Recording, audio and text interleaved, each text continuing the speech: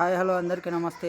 పొద్దున్నే లేచి షాప్ దగ్గరికి వెళ్ళబోయా, అంతే. షాప్లో సిమెంట్ లేదు. పైగా ఈరోజు శనివారం.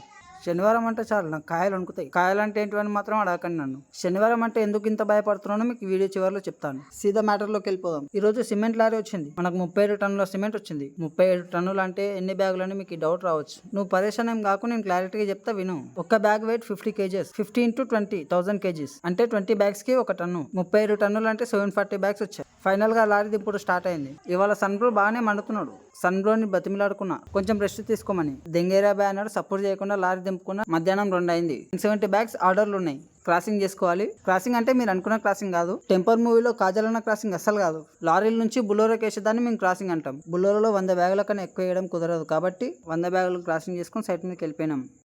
ఈ సైడ్ దగ్గర మనకు 3 దోస్తులు ఉన్నారు. వాళ్ళని కూడా చూపిస్తా చూడండి. వీళ్ళే ఆ 3 దోస్తులు తీటగాళ్ళు. మళ్ళీ షాప్ దగ్గరకు వచ్చి మిగిలిన 70 బ్యాగ్ క్రాసింగ్ చేసుకొని షాప్ దగ్గర బండి పెట్టి ఇంటికి వెళ్దామన్న టైంలో మా ఓనర్ ఊహించినటువంటి ట్విస్ట్ ఇచ్చాడు. అల్ట్రాటెక్ లారీ వస్తుంది దింపాలి అని. టైం 3:30 అవుతుంది. ఇంటికి వెళ్ళి తినేసి వెళ్తామన్నా అని చెప్పి ఇంటికి వెళ్ళిపోయా.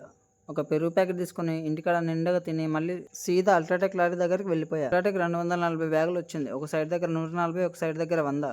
మొత్తానికి అల్ట్రాటెక్ లారీ కూడా అయిపోయింది. టైం 7:30 అవుతుంది. షాప్ దగ్గరకు వచ్చా. ఎవరెవరి కేసేమో మొత్తం రాసిపెట్టి మధ్యలో ఇది ఒకటి మర్చిపోయా. మీకు నా అవతారం చూపించలేదు కదా, ఇది నా అవతారం. ప్రతి శనివారం ఇదే బాధ. ఇంత పని చేశాక ఎవడైనా ఛాయ్ తాగకుండా ఉంటాడా?